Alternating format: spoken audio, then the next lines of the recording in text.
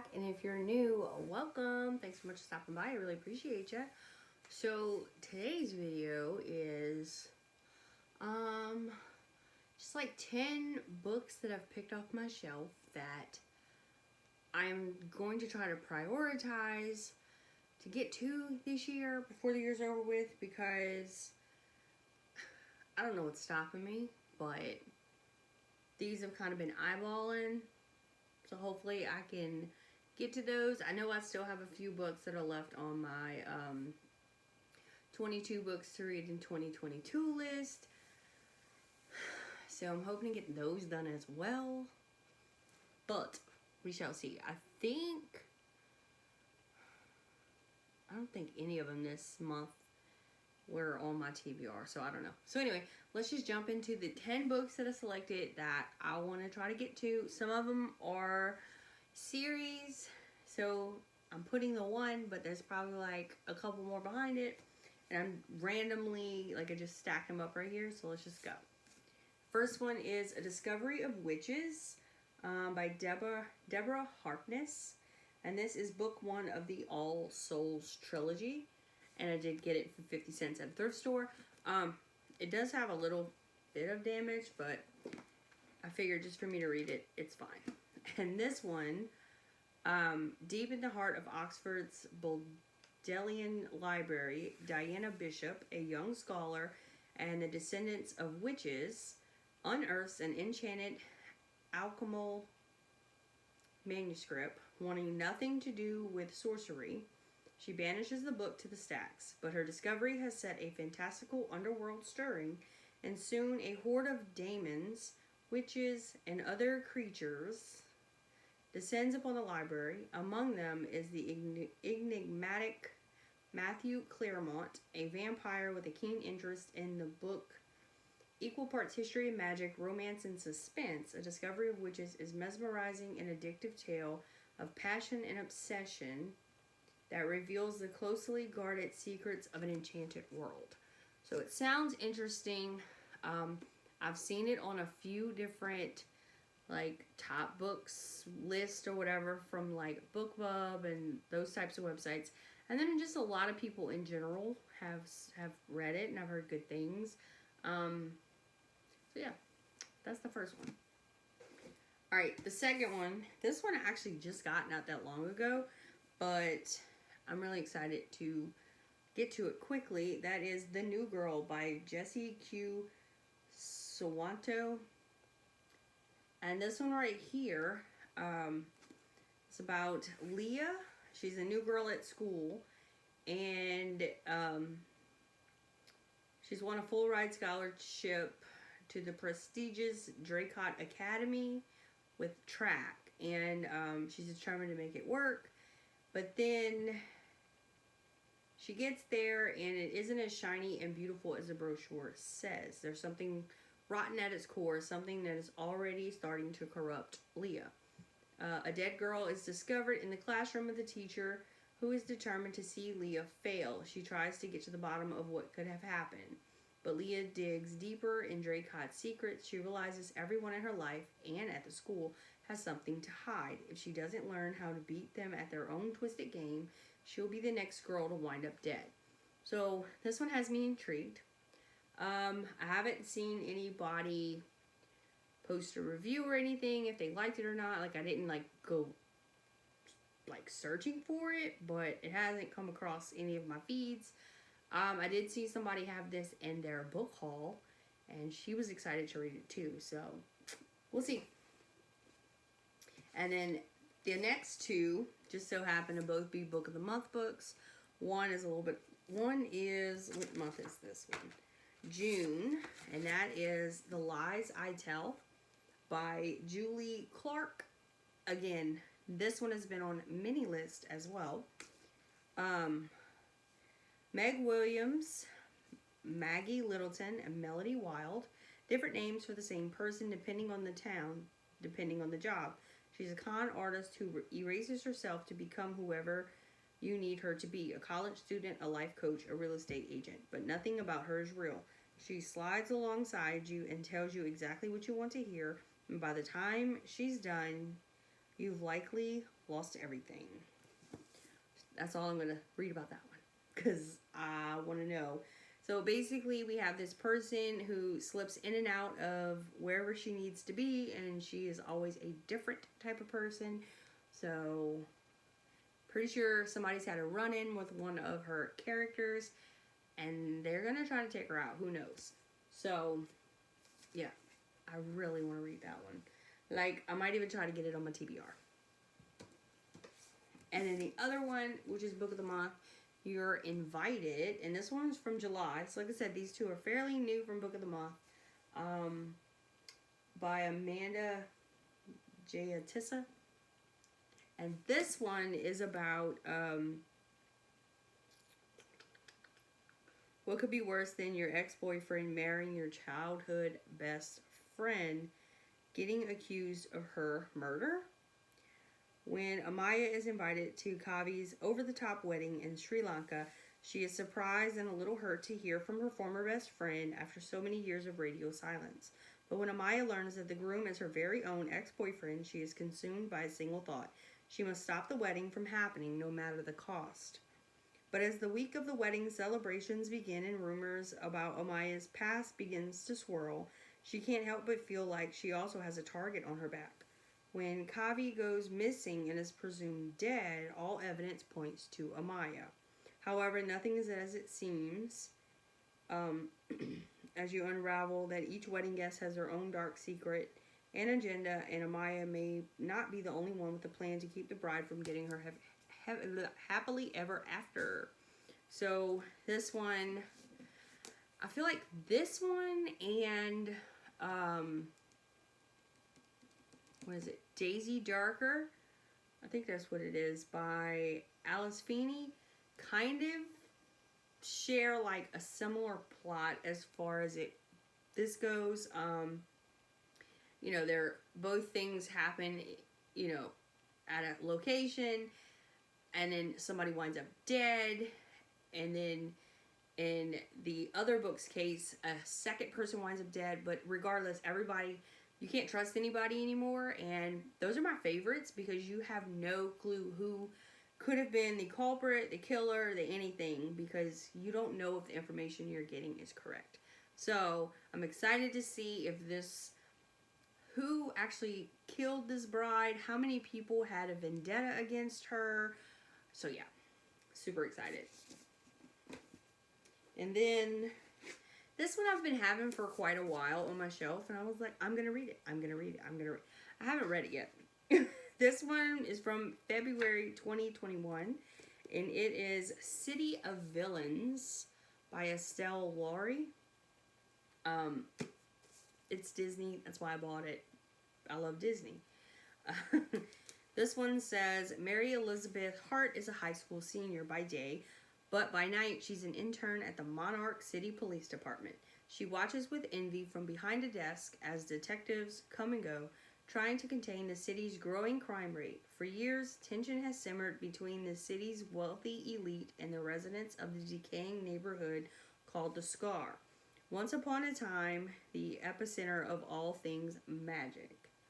When the daughter of one of the city's most powerful businessmen goes missing, Mary Elizabeth is thrilled that the police chief actually puts her on the case. But she soon discovers that one missing person is only the beginning of a larger, more sinister mystery. As the truth circles closer to home, Mary finds herself caught in the fight between those who once had magic and those who will do anything to bring it back, even if it means creating a few monsters. Disney villains meet a dark world in this gritty fairy tale inspired crime series that reimagines the origins of Maleficent, Ursula, Captain Hook, and other infamous Disney villains like you've never seen before. So this kind of gives me like Descendants vibes, because if you've ever watched Descendants 1, 2, and 3, basically you have the Isle of the Lost, and then you have I can't think of it, you know, the good people, and it's the villains and their children are put onto the isle, and they have like no way to use their magic. There's like a barrier around it. So it kind of gives me those feels. So I already love those movies as it is, so this book should be right up my alley. All right, and this one, the reason it's kind of on my list, my radar, is because it's a Once Upon a Book Club book pick, like a box, and I like to open the goodies. So this is The Roughest Draft by Austin Siegemann Broca. And this one has also been on a couple lists, but mainly for me, it's the prizes in the box. Like, I really want to read it just to open the prizes. And I'm not the type that, like, I can't make myself cheat to open the prizes without reading the book. I don't know why. 3 years ago, Katrina Freeling and Nathan Van Heusen were the brightest literary stars on the horizon.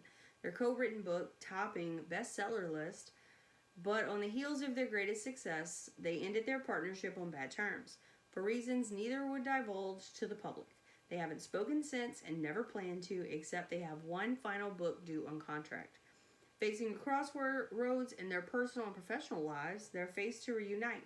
The last thing they ever thought they'd do again is hole up in tiny Florida town where they wrote their previous book, trying to finish a new manuscript quickly and painlessly. Working through the reasons they've hated each other for the past 3 years isn't easy, especially not while writing a romantic novel.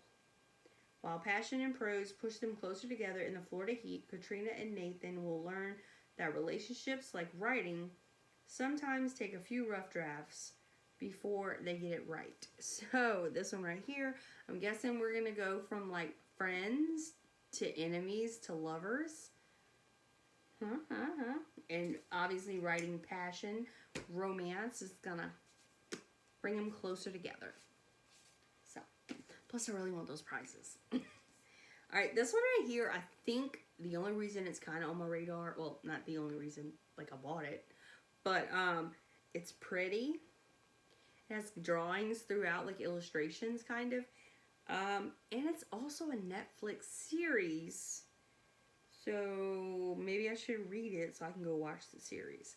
And that is Cursed by Thomas Wheeler, and it's illustrated by Frank Miller. It's very heavy. It's very pretty. Like I said, it has, the inside's pretty. It's just like, it's got some pretty stuff in it. So I think that's part of the reason I was kind of drawn to it. But now that I have it, we just soon read it, right? So this one is Nimue grew up an outcast. Her connection to dark magic made her something to be feared in her druid village, and that made her desperate to leave. That is, until Red Paladins slaughter her entire village, and her fate is forever altered.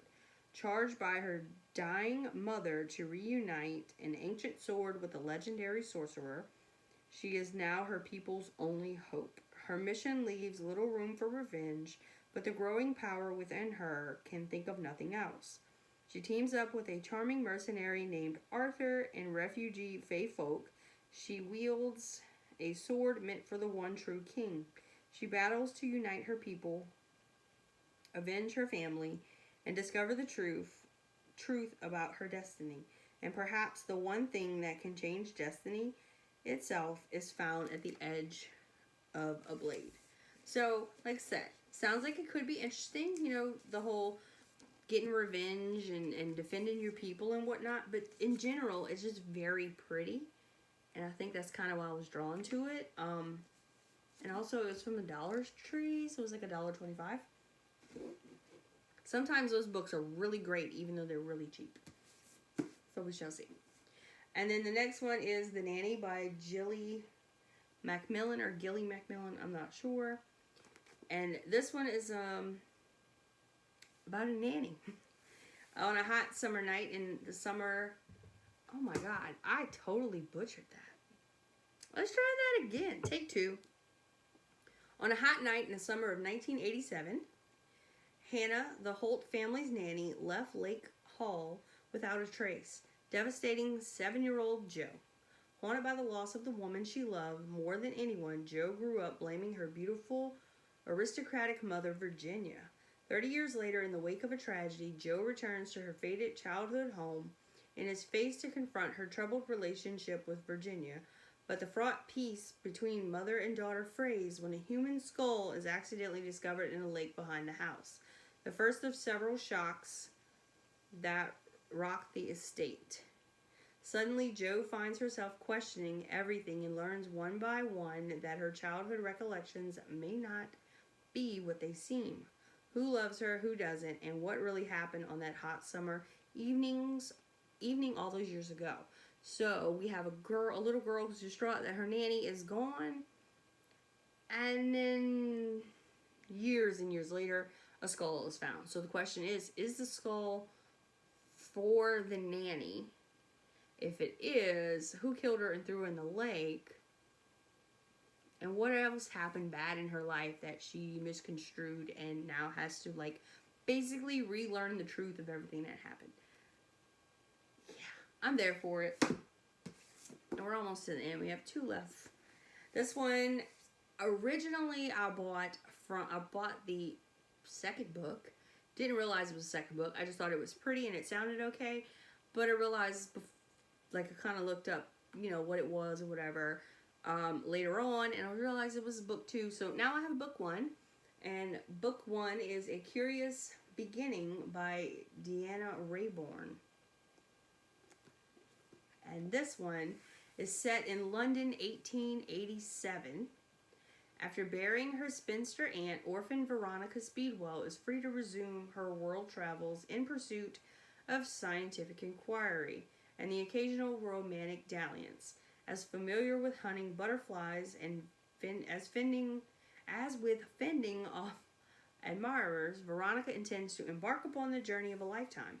But fate has other plans, and Veronica thwarts her own attempted abduction with the help of an enigmatic German baron who offers her sanctuary in the care of his friend Stoker, a reclusive and bad-tempered natural historian. But before the baron can reveal what he knows of the plot against her, he is found murdered, leaving Veronica and Stoker on the run from an elusive assailant as wary partners in search of the villainous truth. Yes, please. The only thing I'm a little bit worried about is the fact that it is set in the 1800s, and sometimes those books, even though a modern day author wrote them, for me, sometimes the language is a thing where I'm just like, huh? What they meant by that? So it's only time will tell once I start reading it, if it's written like that or if they just kind of, you know, just went with it. So we shall see how this works out. And then the last book, as part of the Disney's Twisted Tales, I've read 5 of them, ish maybe, but I have 3 on my shelf, 3 or 4 that I have not read yet, plus there's some I need to still acquire. But this one right here I really wanted to read, and that is Unbirthday by Liz Braswell. What if Wonderland was in peril and Alice was very, very late? She shouldn't be late because, hello, there's a rabbit that says I'm late, I'm late, and you should be following him and you won't be late. That always got me every time I watched Alice in Wonderland. Like, just run faster. Follow the rabbit. Don't be late. Okay, so Alice is different from other 18-year-old ladies in Victorian Kexford, which is perfectly fine with her. She'd rather spend golden afternoons taking pictures with her trusty camera, chatting with her outrageous Aunt Vivian, or visiting the children in the square than receiving visitors or doing embroidery. Thank you very much. She's also interested in learning more about the young lawyer she just met, but only because he's rather curious, not because he's rosy-cheeked and charming. But when Alice develops the latest photographs of her neighbors, strangely familiar faces appear instead. The Queen of Hearts, the Mad Hatter, even the Caterpillar. There's something quite off about them, even for Wonderland creatures, and in her self-portrait, Alice finds the most disturbing image of all, an imprisoned and injured dark-haired girl begging for Alice's help. Returning to the place of nonsense from her childhood, Alice finds herself on a mission to stop the Queen of Hearts' mad military march across Wonderland, and to find her place in both worlds, but will she be able to do so before the end of time? So, this is going to basically take place from what I just read, what I'm thinking. This is like, she's already been to Wonderland. She knows about Wonderland, and now she has to go back and save Wonderland from the Queen of Hearts. Yeah. She's gonna have to go defeat her and save it. Who knows? Let's see how long this one is. This one feels a little thick. 500 pages. Like, that's the last. 504 is the last numbered page in here. So yeah, that'll be. We'll see if Alice makes it on time and if she can save Wonderland. So those are just 10 random books that I've been eyeballing a whole lot. For some reason, they've all caught my eye one way or another, and I really want to look, I really want to get into them and get them done by the end of the year. So, it is now August 27th. Don't have a whole lot of time left, considering, I still need to finish my 22 books in 2022, plus these, not to mention whatever I have that, because these might not all fit my TBR prompts. We shall see, but I will do my damnedest to make sure they do. I will try. Hopefully I get some, because I know I have like 2 or 3 prompts on there that says that I can pick anything, whether it be, physical or from my Kindle. We shall see. So yeah, hopefully I can get some of those prompts leading up into, the next couple months to knock out these 10 books and see where I stand with that. So I hope you guys enjoyed. Have you read any of these books? What are your thoughts and opinions on those? I would love to hear them. And I will see you all next time. Bye, guys.